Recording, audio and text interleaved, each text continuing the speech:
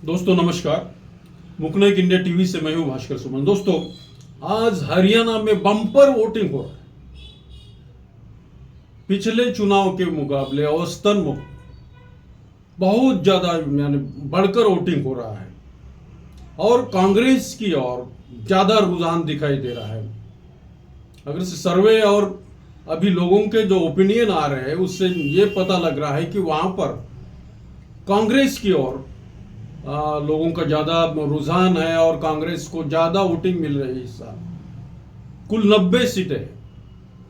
90 सीटें हरियाणा विधानसभा में और इस साल कांग्रेस की सरकार बनेगी ऐसा दावा भी किया जा रहा है और हो सकता है कि कांग्रेस की सरकार वहां पर स्थापन हो जाए और बीजेपी को अभी करारी हार का सामना करना पड़ रहा है। और मुद्दे क्या है इस साल? जो मुद्दे हैं, जो सरकारी यानी गवर्नमेंट एम्प्लॉयज है उनके मुद्दे जो है उनका यानी ओपीएस लागू करना चाहिए। और ये कांग्रेस ने उनको ये प्रॉमिस किया है कि वो सरकार के गठन के बाद जैसे कांग्रेस की सरकार बनती है तो ओपीएस लागू करेगी, यानी जो गवर्नमेंट एम्प्लॉयज है उनके लिए ओपीएस लागू करेगी कांग्रेस सरकार। और उससे जो गवर्नमेंट एम्प्लॉयज है बहुत खुश है और उन्होंने भी कांग्रेस के लिए अपना वोटिंग किया है। दूसरा जो इम्पोर्टेंट मुद्दा है, जो इशू है सेकंड, वो है रोजगार। बेरोजगारी इतनी बढ़ चुकी है वहां हरियाणा में, उससे युवा वर्ग बहुत ही नाखुश है और उसमें उन लोगों में असंतोष फैला हुआ है और नौजवान जो युवा है, बेरोजगार युवा है, वो भी कांग्रेस की ओर ज्यादा झुके। तीसरा मुद्दा है जो मेन मुद्दा जो है, और हरियाणा में सबसे ज्यादा खेती करने वाले लोग यानी किसान ज्यादा है। जो 3 कृषि कानून लाए गए थे केंद्र सरकार के द्वारा, उसका विरोध उन्होंने जमकर किया था। उन कृषि कानूनों का विरोध, उसे काले कानून भी कहते हैं। तो किसान लोगों ने भी कांग्रेस को वोटिंग किया है ऐसा अभी ओपिनियन आ रहा है। इस किसानों के ओपिनियन अभी देखे जा रहे हैं, लाइव देखे जा रहे हैं टीवी पर। तो ये 3 मुद्दे हैं, एक तो ओपीएस है, बेरोजगारी है और खेती बाड़ी करने वाले जो किसान है उनके बारे में ये जो मुद्दे हैं वो बहुत ही ज़्यादा प्रभावित करने वाले थे।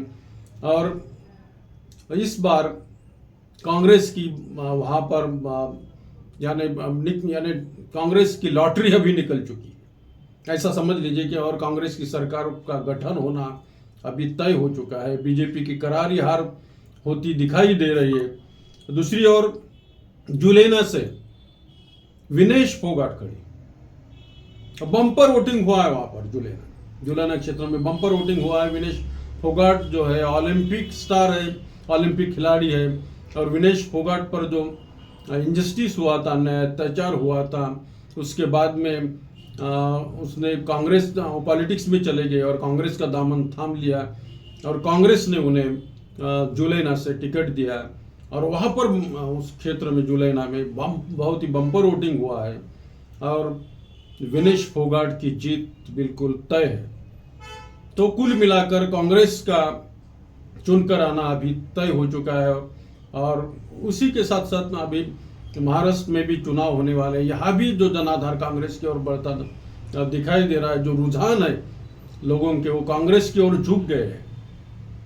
तो ये हरियाणा में यानी औसतन ज्यादा पिछले चुनाव के मुकाबले औसतन ज्यादा वोटिंग हुआ है।